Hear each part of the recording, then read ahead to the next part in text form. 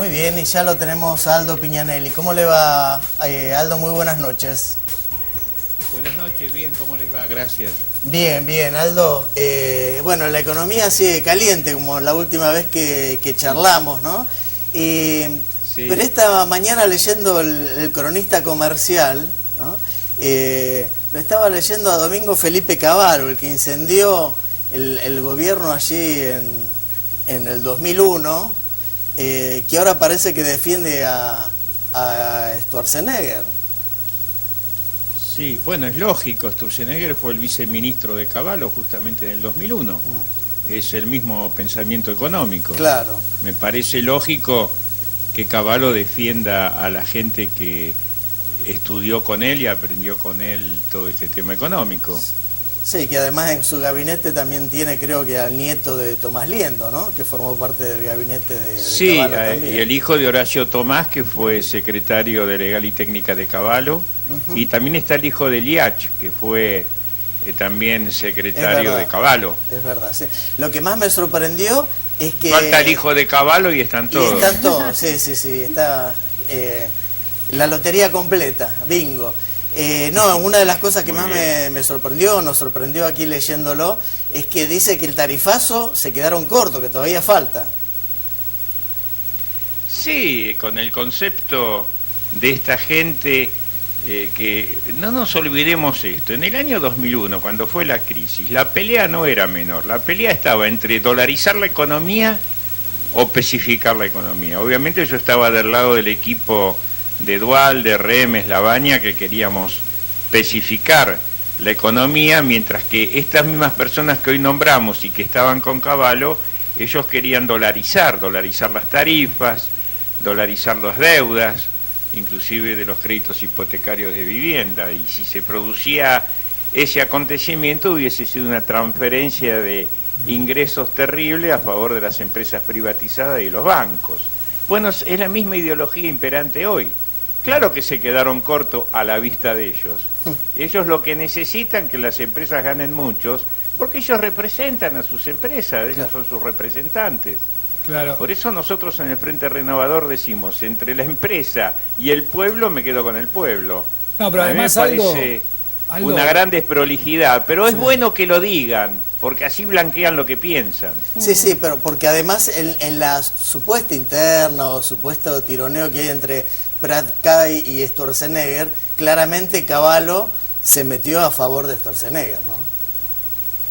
Bueno, pero insisto, no me llama la atención que así sea. Sturzenegger fue un colaborador. De cualquier manera, ahí hay alguna contradicción, porque en el año 2001 Cavallo había propuesto a Prat-Cay como vicepresidente del Banco Central y su pliego fue rechazado en el Senado porque no tenía domicilio en Argentina, sino en Londres.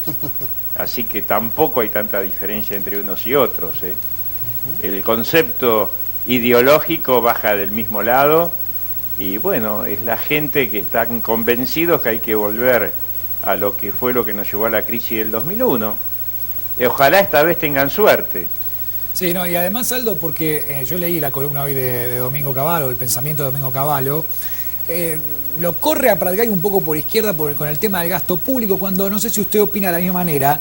El gobierno se está dando cuenta que si no moviliza un poco el gasto público a través de la obra pública, si no mueve un poco la caja, esto no se reactiva. Después habrá que ver cómo se financia el gasto público. Es peligroso, ¿no? Pero está claro que si no movemos la caja, no despega esto.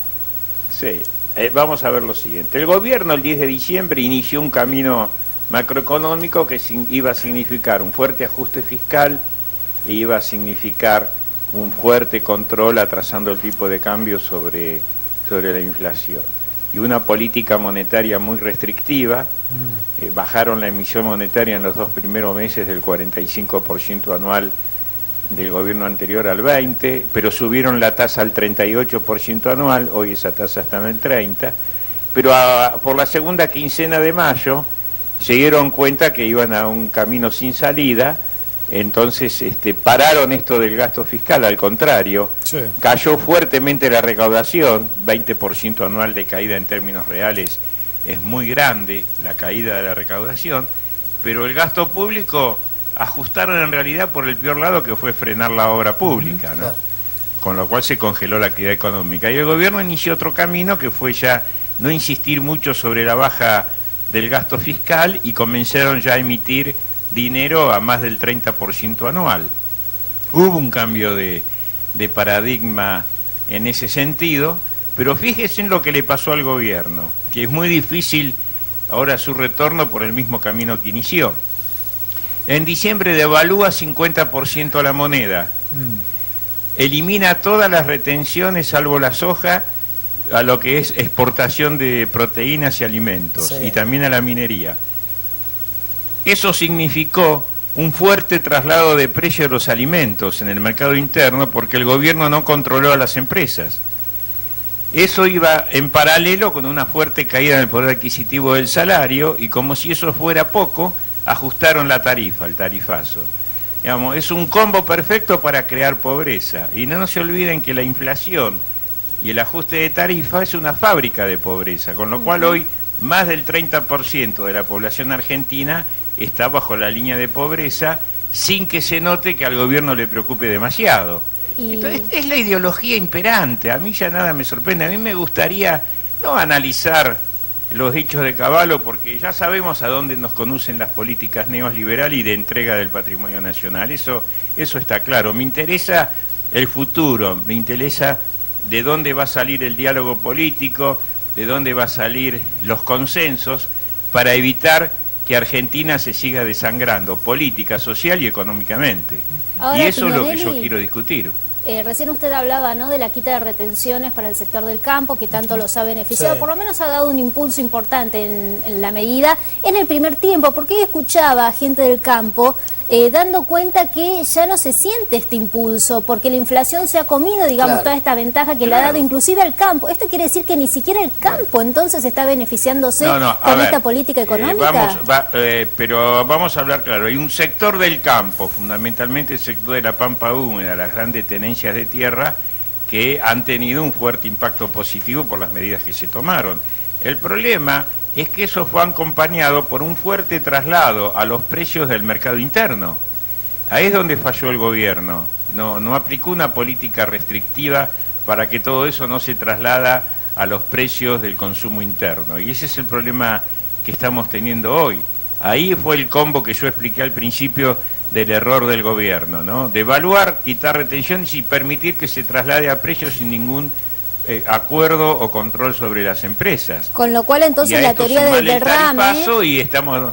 teniendo en cuenta lo que usted me dice, entonces, esta teoría del derrame va a ser imposible de que se lleve a cabo, digamos, teniendo en cuenta esto que usted ahora nos está explicando, digo, que era la lógica del gobierno. Mira, ¿no? La teoría del derrame es imposible acá y en cualquier parte del mundo. Yo ya tengo 65 años, estudié mucho economía y por supuesto no coincido para nada en la teoría del derrame porque está ya comprobado y recontra verificado, y fundamentalmente en países como en la Argentina, en donde el que acumula capital no retiene el capital en la Argentina, sino que hay fuga de capitales, el derrame no existe.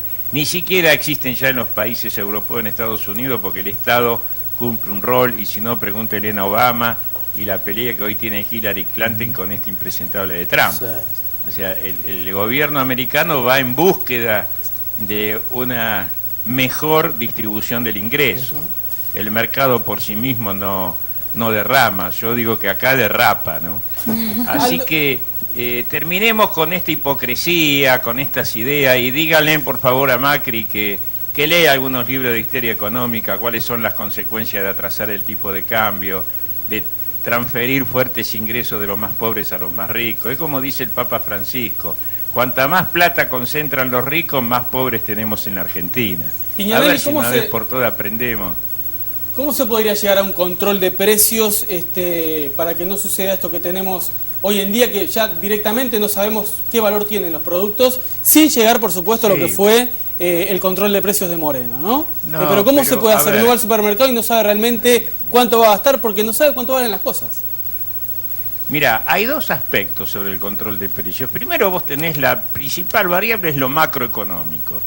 Si vos tenés un fuerte déficit fiscal, un fuerte endeudamiento y un gobierno que hace vista gorda a todos sus elementos, las empresas van a hacer su primavera y van a pasar todo lo que pueda a precios. O sea, ¿cómo se hace para un control de precios? primero estabilizando la economía y segundo, que el gobierno llame a una mesa de diálogo, pero con todos presentes, no un diálogo que no es diálogo, no un diálogo individual por sectores, sino que tienen que estar representantes de todas las empresas, de los bancos, de las empresas. Pero hace no mucho tiempo el gobierno llamó a una mesa de diálogo con los empresarios y realmente fue una risa. Ellos mismos salían hablando de un acuerdo que en realidad no tenía ningún tipo de valor. En aquel caso también se hablaba de no despidos, y los despidos siguieron, ¿no?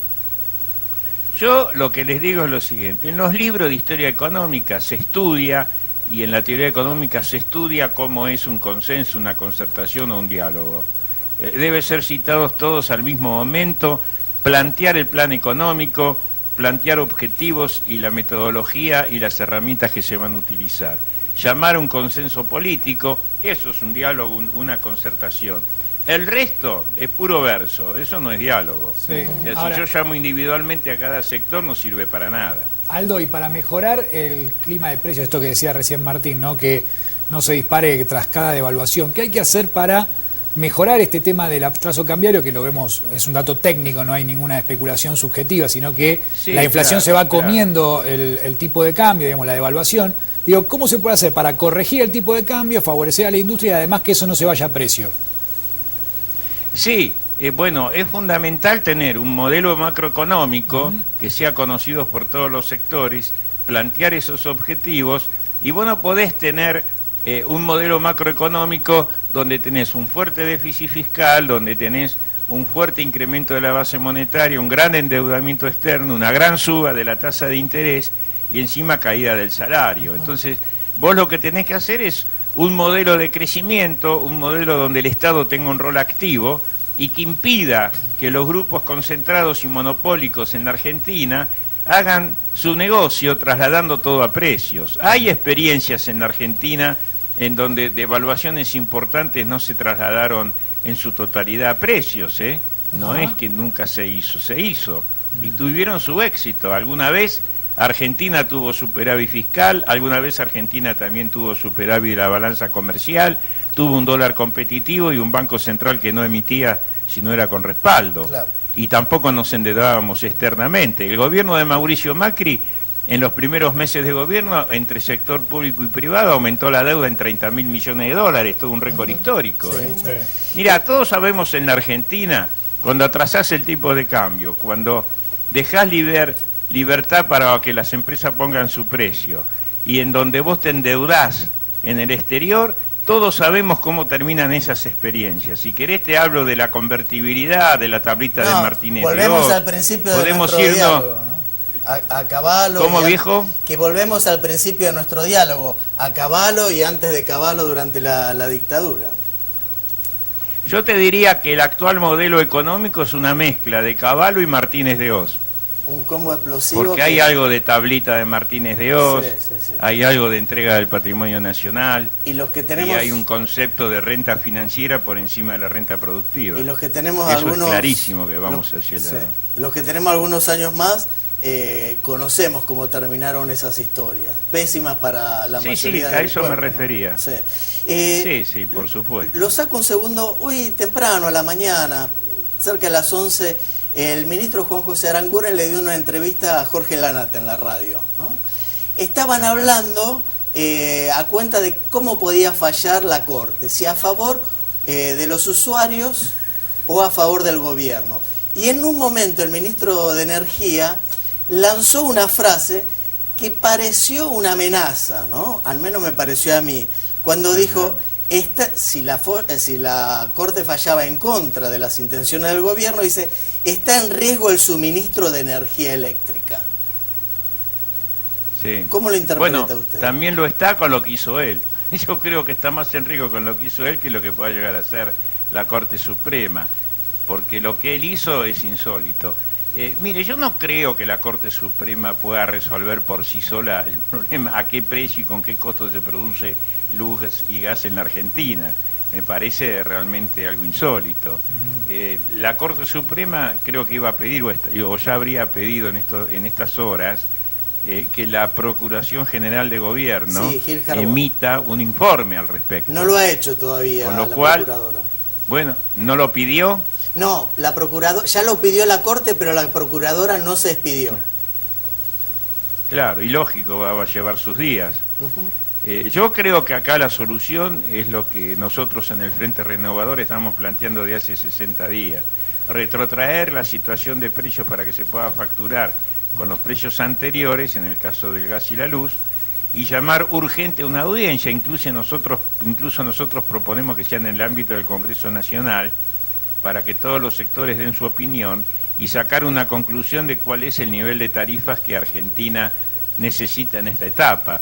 Creo que hay que ir a un mix en estos momentos, que es un subsidio del Estado con fuerte control sobre las empresas y el tema de las tarifas.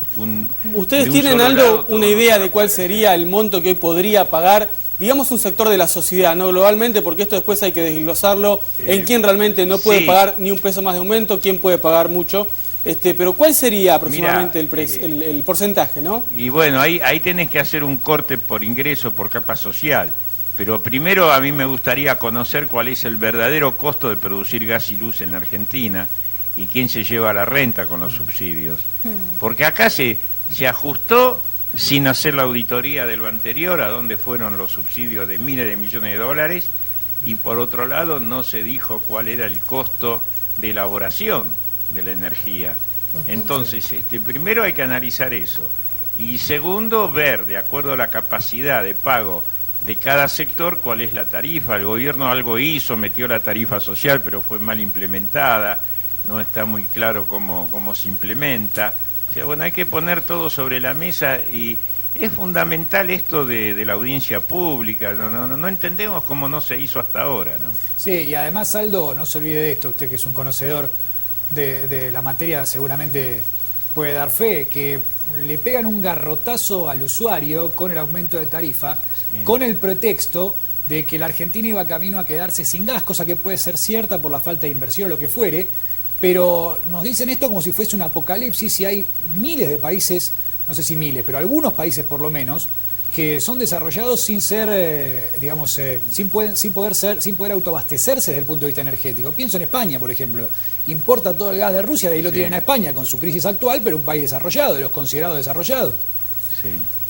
Sí, hoy hay una limitante para el crecimiento de la economía argentina, que es la falta de energía. Lo paradójico de Argentina es que Argentina tiene gas y petróleo. Claro. Y tenemos río, sol y vientos. Ya podemos desarrollar energías alternativas, hidroeléctricas, sacar el gas y el petróleo que tenemos en el fondo de la tierra. Es cierto, hacen falta inversiones, pero ¿sabés lo que pasa? El concepto de Aranguren es que da lo mismo producir localmente que importar energía. Para él da lo mismo, porque total el costo es igual. Lo que no es lo mismo es la utilización de las divisas y la dependencia que tenés del exterior. Argentina tiene que desarrollar, es como dice una poesía de Arturo Jaureche, o es para todo la cobija o es para todos el invierno. ¿No es cierto? No puede ser que algunos tengan cobija y otros no. Entonces tenemos que hacer algo parejo, porque Argentina se merece y puede tener esto mucho mejor. Hasta hace 4 años Argentina no solo se autoabastecía, éramos exportadores de energía. Así es. Después vino la decadencia del último gobierno de Cristina, la desinversión, y ahí nos quedamos sin energía. Pero la energía la tenemos, no somos España que no la tiene. No, claro. Tenemos eso, no, pero digo, planteaba esto como que no es un condicionante de inversión. Claro, pero no es un condicionante para que un sistema económico funcione, para que un país se desarrolle, ¿no? Porque si no, la inmensa mayoría de los países del mundo que no tienen energía propia deberían estar condenados al hambre, y esto no es así, no es fácticamente así. No, porque hay un programa, hay un cronograma, y aparte vos, por ejemplo, en esta etapa donde tenés un límite energético, lo que podés hacer es hacer hincapié en aquellos sectores de la economía que pueden crecer sin que sean grandes demandantes de energía. La obra pública y la construcción privada es una, el campo, el sector agrícola o ganadero es otro. No es que no sean demandantes, son poco demandantes de energía. Claro. Aldo, lo invito a compartir tenés que crecer en base a eso. Algunos números de qué es lo que ha dejado el tarifazo en materia de coletazos en el consumo cotidiano de la gente. Fíjese, preparamos información destacada, yo se lo comento para que usted pueda escucharlo. Lo denominamos los efectos del tarifazo. El 81% de los encuestados que ganan menos de 8.000 pesos cambiaron hábitos de consumo para pagar tarifa. La fuente es el CEPA de esto, el Centro de Economía Política. Vamos por más, otra información. con respecto a cómo impactaron las tarifas en el bolsillo de los argentinos, más allá del pago efectivo, ¿no? Lo que tuvieron que desembolsar para pagar los aumentos que aún están ahí suspendidos, pero algunos ya lo hicieron, ya los pagaron. El 75% de los que ganan menos de 8.100 pesos también achicaron gastos por el tarifazo. Esto es una cosa natural, ¿no? Cuanto menos ganás, más te achicás cuando la factura se incrementa, la factura de gas, de luz, de agua. 2 de cada 10 argentinos directamente dejaron de comer carne. No es que bajaron el consumo de carne como venimos reportando todos estos días, sino que directamente eliminaron el plato de la mesa cotidiana. Y el 45% compra ahora cortes populares, es decir, bajó de los premium, bajó de los cortes más, si querés, suntuarios, y empieza a comprar picada, milanesa, lo que más rinde, ¿no? ¿Y qué más? A ver, sí, lógico. El 70% ya no sale a comer afuera. Una de las salidas que eso se refleja en el cierre de restaurantes. Exacto. Sí, muchísimo. Y el 54%... Según el ministro son 3 pizzas menos. Ah, bueno, está muy bien. Y un 54%... ¿Se acuerdan de ese? Sí, por supuesto. ¿Cómo no por nos supuesto. vamos a acordar? Y fíjese, esto me parece lo más preocupante, Aldo, no sé qué opina usted. Un 54% se endeudó para pagar gastos. Esto es, se vio superado por el aumento de tarifas y empezó a endeudarse para poder afrontar los gastos Y mensuales. recuerden que el pago del aguinaldo... Y te agrego también algo se ahí en el utilizó mucho endeudamiento. para pagar estas tarifas. Sí, Perdón, en el tema endeudamiento, que es cierto, lo peor del endeudamiento de por sí es la alta tasa de interés que le están cobrando. Ah, claro. Hay tasas usurarias que se están cobrando por esos créditos. Hay gente que paga 70, 80 y hasta el 150% anual de interés. Claro. Lo van renovando y cada vez se endeudan más. La bicicleta. Y nos quedó Y eso una hay que última darle un información. corte lo antes posible. Por supuesto. Nos quedó una última información. Pero el gobierno no lo va a cortar porque ellos quieren que los financistas ganen plata porque después van a derramar. Toda una definición. Lágrimas, Un 64%. pero van a derramar. Derramar lágrimas, es muy buena esa. Un 64% de los encuestados reconoce que perdió poder adquisitivo independientemente de su salario por el tarifazo. Otro dato, ¿no, Aldo? Importantísimo. Sí, sí. Y te digo más, Sí, diga. cuanto más bajas en la escala, peor es. No, por supuesto. Les decía, el 75% de los que ganan menos de Fíjate 8.100 otro dato, el achicaron tema de la gastos y así. tarifa. Sí. Y agregale que los alimentos aumentaron mucho más que el resto de los insumos, salvo las tarifas, en un 50%. Sí. Y para una canasta de pobres o de clase baja, los alimentos son el 80% del gasto total de esa familia. Mientras que una familia de clase media alta y alta solo consume en alimentos el 20% de sus ingresos. Fíjate cuál es la diferencia. No, por supuesto. Porque cuanto más baja la escala, más alimentos se consumen, en proporción a tu ingreso, estoy hablando. Y ¿no? siguen aumentando. Bueno, esta es la gran injusticia de este modelo. Y siguen aumentando los alimentos, porque hoy lo vimos a Mauricio Macri, por ejemplo, inaugurando un supermercado, vamos a decirlo, el Coto, porque están las imágenes, ¿no? que aprovechó por ahí para fustigar un poco al gobierno de Cristina Fernández de Kirchner. Ahora, en ese supermercado, al que a veces voy a comprar, la leche de primera marca estaba a 15 pesos y hoy está a 17, casi 18 pesos, en el mismo supermercado en una semana. Bueno, pero escuchame, lo subieron en honor a la visita del presidente. ¿Vos qué querés? Mirá, la verdad, no sabía que el presidente había inaugurado un Coto. Si un presidente va a inaugurar un supermercado, la verdad que estamos en el horno. Sí. Me gustaría ver un presidente que inaugure nuevas industrias, nuevos servicios, nuevas fuentes de energía, nuevos empleos. Bueno, es la segunda vez que el presidente se saca una foto con el señor Coto. Yo no tengo nada contra el señor Coto, es un empresario emprendedor y que ha hecho con un capital nacional un gran emprendimiento, pero hoy en las grandes ciudades del mundo y en el mundo los grandes supermercados hiper ya no están más adentro de las ciudades, están afuera y se le sigue dando mayor importancia al almacenero de barrio, al mercado donde van los productores. El mundo está cambiando, espero que el gobierno se dé cuenta. Ojalá. Aldo... A mí no me pone feliz que se inaugure un nuevo Coto. ¿Sabés qué me pondría feliz? Si en lugar de donde está el Coto hay una feria con productores directos que nos vendan los productos a bajo costo.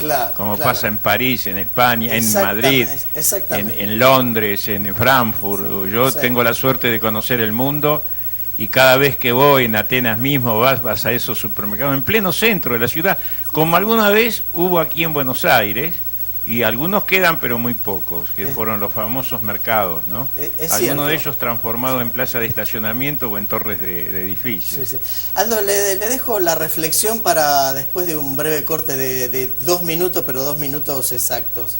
Y es que me parece que por todo o usted nos va a decir, si es por todo este combo explosivo que estaba viendo los últimos datos del Banco Central de la República Argentina, que han aumentado el número de cheques rechazados porque no tienen fondos. Claro. Pero me da su pensamiento ahora en 2 minutos nada más y volvemos con Aldo Piñanelli y todo lo que queda de la nota del día.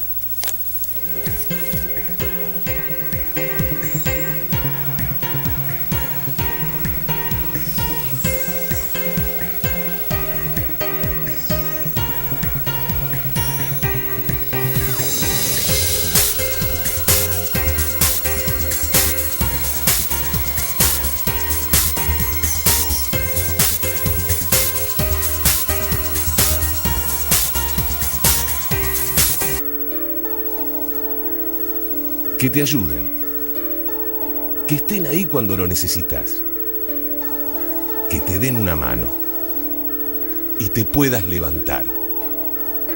Manos francas y nobles, que producen, que crean, que trabajan. Manos cálidas, pequeñas, fuertes. Manos siempre solidarias, que solas ayudan, pero juntas no las para nadie. Con esas manos hacemos un banco siempre dispuesto a darte una mano, porque es un banco solidario. Banco Credicop Cooperativo, la banca solidaria. Yo no soy mi hermano mayor, el que sigue la tradición. Él tomó el camino esperado, y aunque amo a mi hermano y lo respeto, yo no soy él. Yo soy el otro hermano, el rebelde, el inquieto, el cazador de sueños.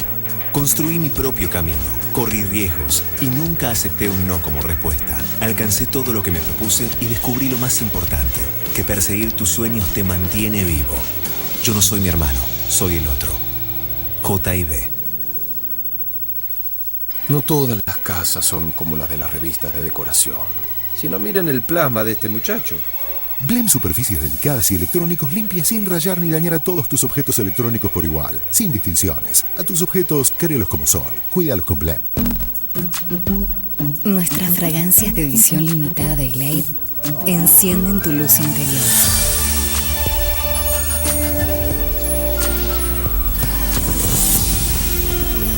Sentite radiante. Sentí Glade. S.C. Johnson, una compañía familiar. Tenemos un partido clave, que no se enferme tu hijo, porque nos vamos a la B. Por eso te recomiendo Lisoform discos activos, que dejan el inodoro limpio y al aplicarlo no entras en contacto con los gérmenes. Lisoform, cuida lo que querés.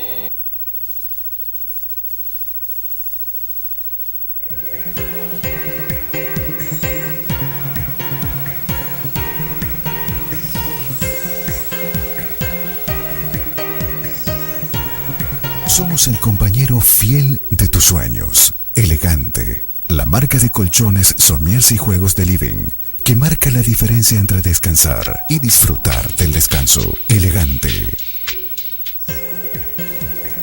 Y seguimos con Aldo Piñanelli. Quedó flotando en el aire para que nos explique por qué los datos oficiales del Banco Central, Aldo, reflejan que ha aumentado el número de cheques rechazados por falta de fondos.